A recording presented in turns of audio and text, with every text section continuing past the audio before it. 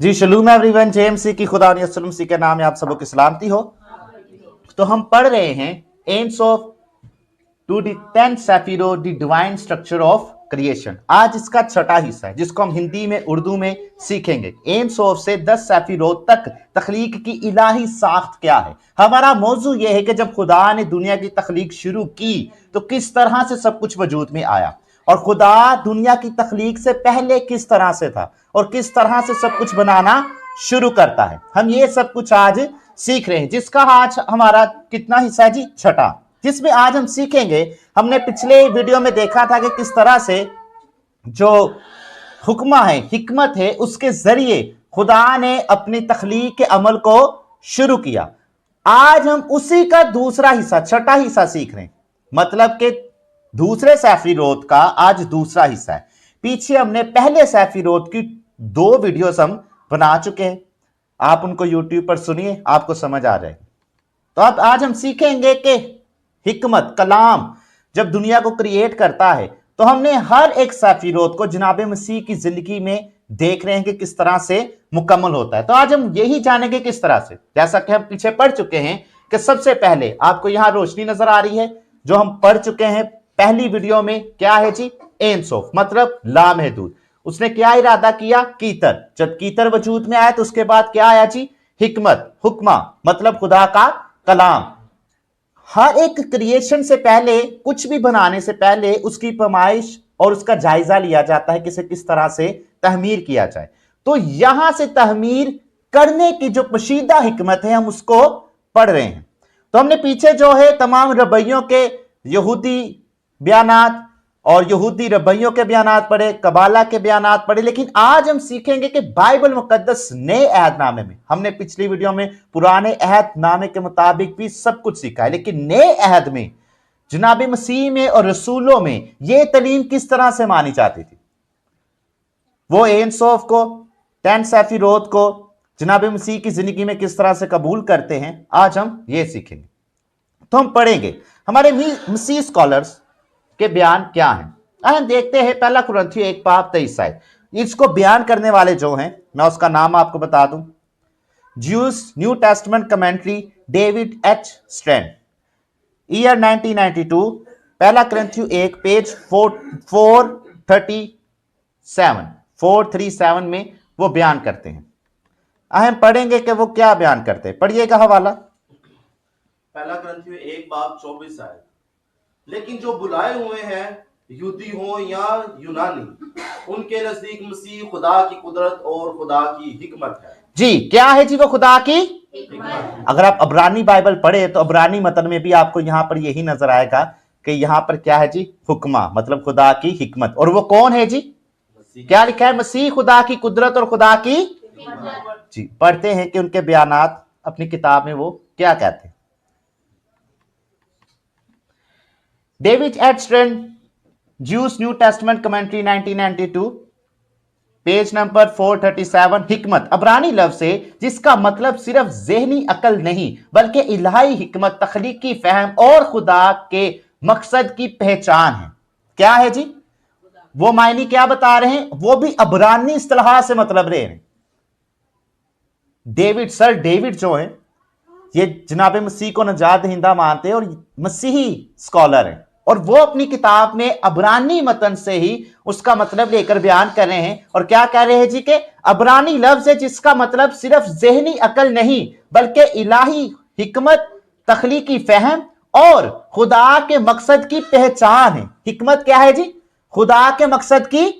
अच्छा पीछे क्या है जी? तख्लीकी फहम। चले पढ़ते आगे वो क्या कहते हैं। अब वो भी वही हवाला लेंगे जो तमाम पीछे स्कॉलर्स ने, कबाला ने और यहूदियों ने बाइबल मुकद्दस में से लिया है। अब वो किस तरह से बयान करते हैं। अमसाल 2:6 में, क्योंकि खुदावंद ही हिकमत देता है, उसके मुंह से इल्म और फहम निकलता है। यह हिकमत इंसानी नुक्ता से बुलंद है और बराह रास्त खुदा से सादिर होती है। यह हिकमत कहां से सादिर होगी जी? खुदा से। कोई भी इंसान खुद उस हिकमत को हासिल नहीं कर सकता, क्योंकि कौन सी हिकमत है? इलाही हिकमत है। अब वो इलाही हिकमत जो बयान करते हैं जनाब मसीह की जिंदगी में किस तरह से, मसीबत और हिकमत, लेकिन जो बुलाए गए हैं, ख्वा यहूदी हो या यूनानी, मसीह खुदा की कुदरत और खुदा की हिकमत है। वो क्या है जी? वो क्या है जी? अच्छा, किसमें? मसीह खुदा की कुदरत और खुदा की, लेकिन जो कौन है? पहली या लाइन पढ़िए, कौन है वो? लेकिन जो बुलाए गए हैं।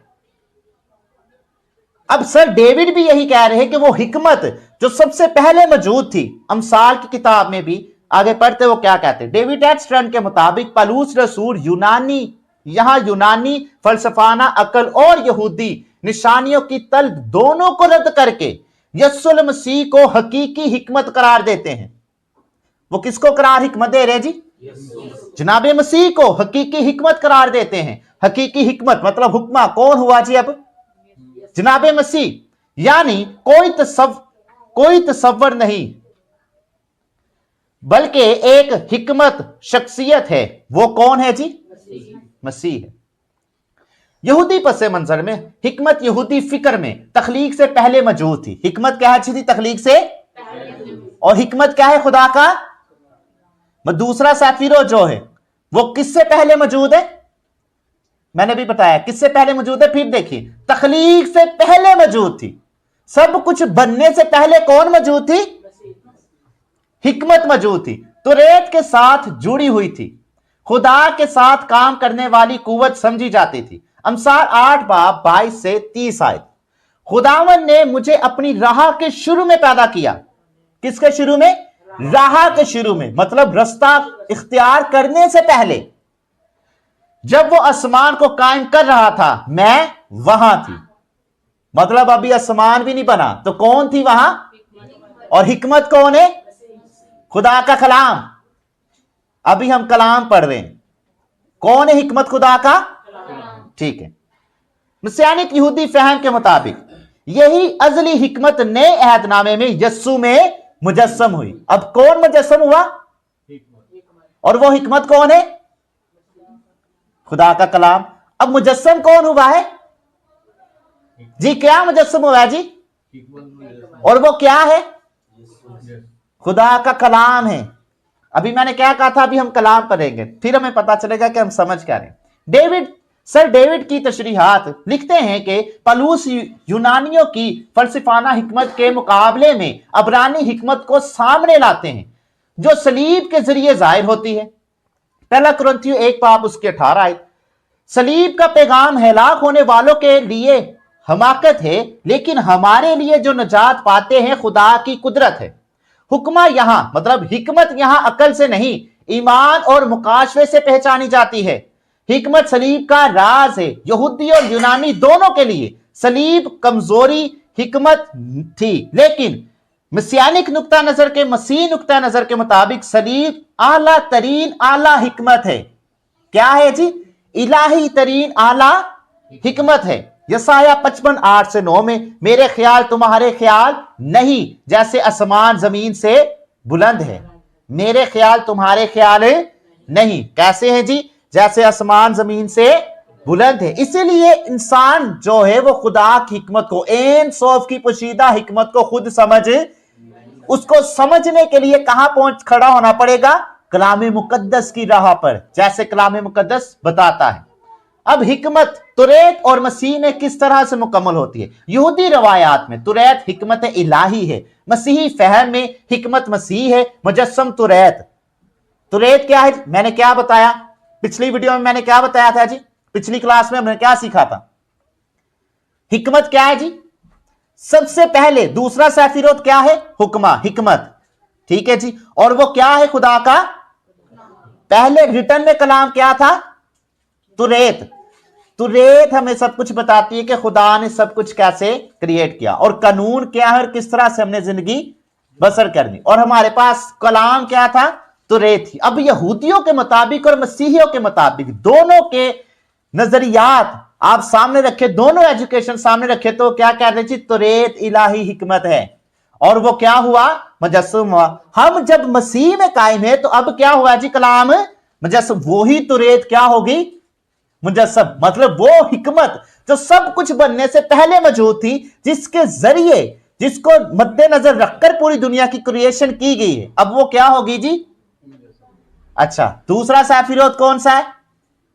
याद रखिए दूसरा सैफिरोत कौन सा है, लिखा हुआ है, क्या लिखा है, हिकमत। दूसरा सैफिरोत अबरानी में हुक्मा, उर्दू में हिकमत, दूसरा सैफिरोत। और वो क्या हो गया जी, मुजस्सम हुआ। कैसे, यूहन्ना 1:14 में, और कलाम मुजस्सम हुआ और हमारे दरमियान रहा। कौन मुजस्सम हुआ है जी, अब मुझे बताएं, जिसम मुजस्सम हुआ या कलाम? जनाब मसीह कैसे वजूद में आए, बगैर बाप के, और बगैर बाप के जब वजूद में आए तो मुजस्सम क्या हुआ है, कलाम। ठीक है। हुक्मा का मकसद, हिकमत का मकसद सिर्फ जानना नहीं बल्कि जिंदगी में खुदा की मर्जी पर चलना है। हिकमत का मकसद सिर्फ जानना नहीं बल्कि क्या है, जिंदगी में खुदा की मर्जी पर चलना है। बहुत से लोग कलाम मुकद्दस को या हिकमत को, जनाब मसीह को इसलिए पहचानते हैं कि लोग हमें जाने। इस तरह से नहीं है। सिर्फ ये जानना नहीं है कि हमें कोई जाने या हम सिर्फ जानते हैं कुछ, या हमारे पास हिकमत या इल्म है, इस तरह से नहीं है। ये बिल्कुल ही गलत सोच या गलत तरबियत है। असल में हिकमत क्या है जी, फिर से, सिर्फ जानना नहीं बल्कि जिंदगी में खुदा की मर्जी पर। आप जब खुदा के कलाम को समझ या सुनते सीखते तो उसके मुताबिक क्या करना है, क्योंकि खुदा ने सब चीजों से सबसे ज्यादा आला तरीन इज्जत किसको बख्शी है, अपने कलाम को, हिकमत को, जो पशीदा थी, और वो हम पर क्या हुई, जाहिर। ज़बूर 111 उसकी 10 आयत में, खुदावन का खौफ हिकमत की इब्तिदा है, शुरू है। खुदा का खौफ हिकमत की, जिसको खुदा का खौफ नहीं वो बेडर है, उसमें खौफ नहीं है ना, तो वो कुछ भी करेगा, और वो कुछ भी करता है। वो झूठ बोलेगा, वो खुदा के नाम को अहमियत देने की बजाय अपनी जिंदगी की जरूरियात को, अपनी सोचों को, अपने ख्यालात को, अपने पैसों को, हर एक चीज को खुदा से ज्यादा क्या करेगा, अहमियत देगा। क्यों? क्योंकि उसमें खुदा का खौफ है, उसमें एन सौफ का, यहोवा एलोहीम का खौफ है। क्योंकि उसमें खौफ होगा तो वो पहले किसको अहमियत देगा। आगे पढ़ते हैं, खुदा की जिंदा हिकमत क्या है जी, पहला कुरिन्थियों 1:24 है। सर डेविड बताते हैं, उनके मुताबिक सलीब इंसानी अकल के खिलाफ मगर इलाही हिकमत का कामिल इजहार है। इंसान की सोच से यह हिकमत बाहर है, लेकिन असल में क्या है जी, यह हिकमत कामिल क्या है, खुदा का मगर इलाही हिकमत का कामिल इजहार है। आए हम वापस रिवाइज करते हैं, शुरू से क्या पढ़े। सबसे ऊपर जी पहले खुदा, उसके बाद एन सौफ ने क्या किया जी, कीतर के बाद अजली हिकमत शुरू हुई, और वो हिकमत क्या है जी, तुरेत है। हिकमत की तालीम क्या है जी। अब सर डेविड का क्या बयानात है, उनके नजरियात क्या है बाइबल मुकद्दस को लेकर। क्रिश्चियन स्कॉलर्स हैं, हम किसी यहूदी की, कबाला की नहीं बात कर रहे, लेकिन हम किसकी बात अभी कर रहे हैं, बाइबल मुकद्दस के। क्रिश्चियन स्कॉलर्स जो मसीह को अपना नजात दहिंदा मानते हैं, उनके मुताबिक अब क्या है जी, अजली हिकमत क्या है, तुरेत है। तुरेत क्या है, खुदा की तालीम। यस्सु अल मसीह सलीब पर पशीदा हिकमत है, वो हिकमत जो इंसान की समझ या अक्ल से परे थी। वो कौन है अब, यस्सु मसीह। नजात और खुदा की कुदरत है। जनाब मसीह क्या है जी, नजात और खुदा की कुदरत है। अभी तक सर डेविड के जो बयानात हमने पढ़े, ये तमाम हवाले आप देख रहे लिखे हुए, वो यही बताना चाह रहे हैं कि सब कुछ दूसरा साफिरोत जो मुजस्सम हुआ, जो वजूद में आया, कलाम तुरेत जब वजूद में आई, आसमान भी नहीं था तब क्या था पहले जी, खुदा की एनसोफ की सबसे पहले क्या थी।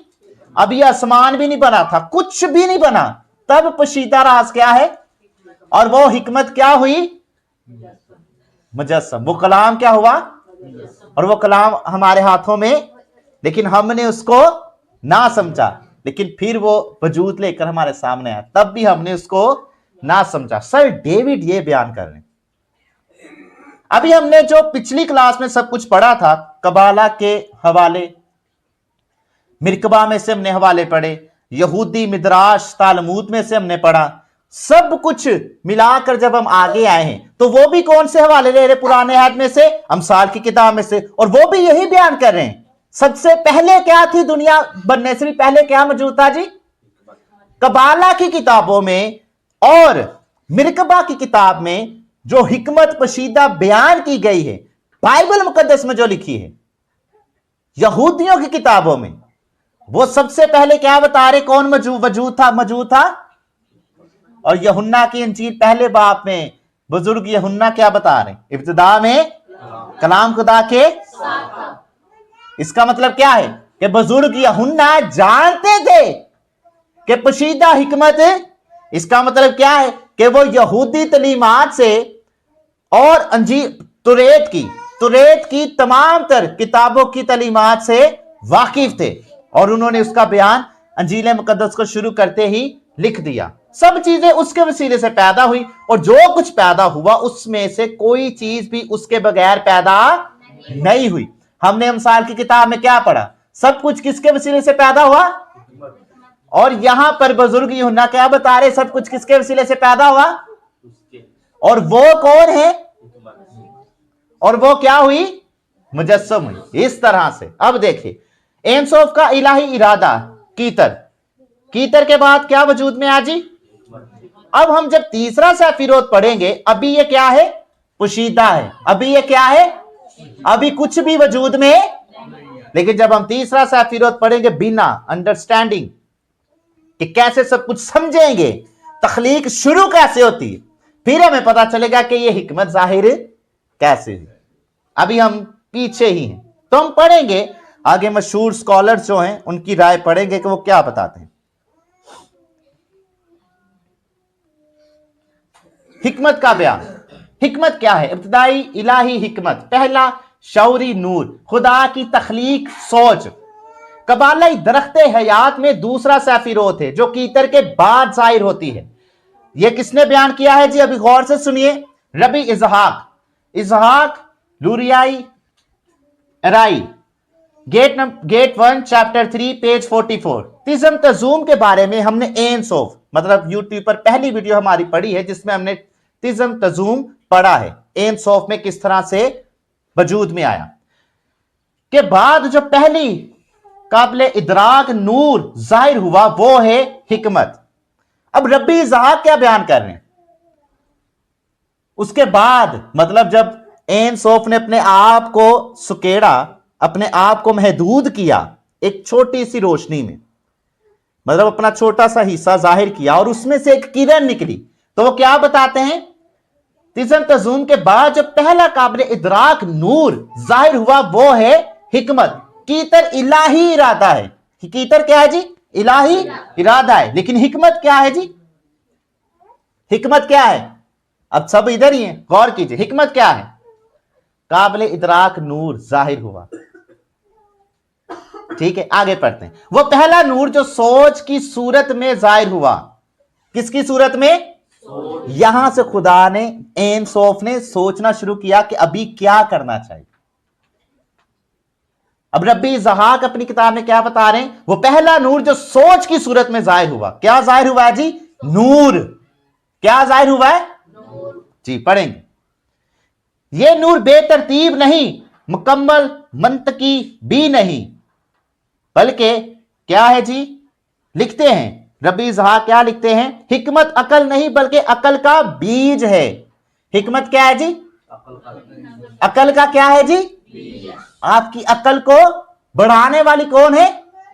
अच्छा पढ़ते हैं आगे इनके बयान क्या है। रब्बी मूशी कोर्डिवोरो पैराडाइज रिमोनियम पेज 31 हिकमत को यूं बयान करते हैं, हिकमत वो नुक्ता है जहां लामहदूद खुदा महदूद सोच में दाखिल होता है। इनके मुताबिक मुकम्मल ख्याल नहीं बल्कि हिकमत मुकम्मल ख्याल नहीं बल्कि ख्याल का आगाज है, बिनहा बाद में इस नुक्ते को फैलाती है। मैंने क्या कहा, तीसरा सफीरोत क्या पढ़ेंगे, बिना इस बीज को क्या करेगी, फैलाती है। हिकमत और बाइबल अब ये भी अपनी किताब में यही बयान लेंगे। अमसाल 8:22-23 जो हमने पढ़ा है, खुदा ने मुझे अपनी राह के शुरू में पैदा किया, अजल से मैं कायम की गई। ये आयत ये जाहिर करती है कि हिकमत तख्लीक से पहले मौजूद थी। हिकमत खुदा के काम का आगाज है। पैदाइश 1:1, पैदाइश पहला बाब पहली आयत जब हम बिना पढ़ेंगे, अबरानी बाइबल में से हम ये सब कुछ सीखना शुरू करेंगे कि खुदा ने एनसोफ ने तख्लीक को किस तरह से शुरू किया। तो वहां से आपको बहुत चीजें आसान क्लियर हो जाएंगी। इब्तिदा में खुदा ने आसमान और जमीन को पैदा किया। रिश्त मतलब इब्तिदा। हिकमत तखलीक, हिकमत के जरिए शुरू हुई। तखलीक इसके जरिए शुरू हुई है जी, हिकमत। और न्यू टेस्टमेंट यूहन्ना 1:1 ये भी यही बयान लेंगे। क्या? इब्तिदा में कलाम था और कलाम खुदा के साथ था। यहां पर यूनानी लफ्ज जो है कलाम के लिए वो क्या इस्तेमाल हुआ है जी? लोगस। लोगस का मतलब है कलाम, हिकमत। ठीक है जी। हिकमत कलाम से पहले की इल्हामी सोच है। पहला कुरिन्थियों 1:24 वो ही बयान दोबारा मसीह खुदा की कुदरत और खुदा की हिकमत है। हिकमत और इंसान, हिकमत इंसान में अचानक बसीरत नबूवत का पहला दरवाजा है। हिकमत क्या है जी? इंसान में अचानक बसीरत और नबूवत का पहला। अब आपसे खुदा यहोवा कैसे बात करेगा? जनाब मसीह कैसे बात करेंगे? हिकमत। अयूब 32:8 इंसान में रूह है और कादिर मुतलक की सांस उसमें फहम देती है। अच्छा फिर सुनिए, इंसान में क्या है जी? और उसको फहम कौन देता है? मैंने क्या बताया? हिकमत क्या है? पोशीदा है। और वो कौन देता है? एंसोफ, यहोवा। यहोवा ही आपको हिकमत से नवाजता है, आप खुद हासिल। लेकिन जो उसकी राह पर चले और उसके मर्जी के मुताबिक जिंदगी को बसर करे। और फहम कौन देगा? फहम क्या लिखा है हमने? क्या लिखा है यहां पर बाइबल में? सांस उसे फहम देती है। खुलासा, खुदा की वो हिकमत है जो सोच बनने से पहले नूर थी। ये तखलीकी नबूवत और नजात का पहला दरवाजा है। अब पढ़िएगा वजाहत। हम पहले इस टेबल पहले ये देख चुके हैं, खैर आगे बढ़ते हैं। अब देखते हैं कि रब्बी इजहाक की सोच और उनके ख्यालात क्या है। बिल्कुल वही जैसा हमने पीछे देखा। पहले कीतर खुदा का इलाही इरादा, फिर तफसील व फहम हिकमत, फिर आगे क्या? इलाही नुक्ता बिन्हा, बिन्हा से फिर आगे क्रिएट क्या हुआ? दाअत मतलब रब्त व शौरी मार्फत, रूह, अकल और किसके बाद क्या आएगी? मार्फत, इलम। ठीक है जी। मार्फत किसके बाद? अंडरस्टैंडिंग के बाद, बिन्हा के, फहम के बाद। अभी हमने पीछे वाला क्या पढ़ा? हिकमत किसकी तरफ से और फहम किसकी तरफ से? दोनों इसकी तरफ से अनायत हैं। और जब वो मिलेंगे तो फिर आगे आपके पास क्या आएगी? मार्फत, इलम। जब इलम आएगा तो फिर क्या आएगा? रूह, अकल और।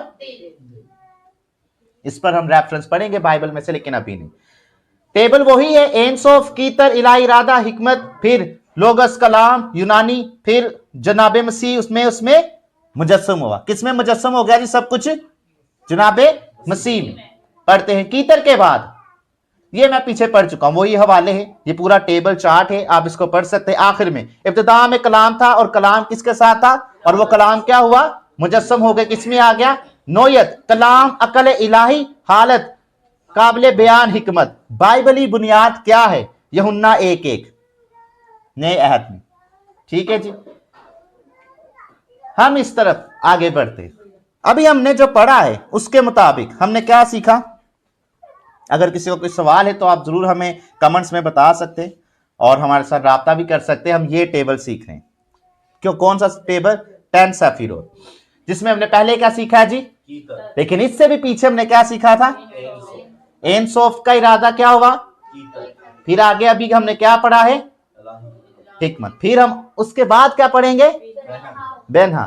फिर उसके बाद हम तखलीक को शुरू करेंगे। किस तरह से सब कुछ आगे, एंसोफ का नूर किस तरह से एक किरण आगे फैलती जाएगी। एक किरण निकली, फिर एक किरण निकलेगी, फिर एक किरण ऐसे, फिर एक रोशनी की किरण। इस तरह से सब कुछ आपस में जुड़ेगा और यहां से जमीन की तखलीक का आगाज। ये है जमीन सबसे आखिर। कहां है जी जमीन?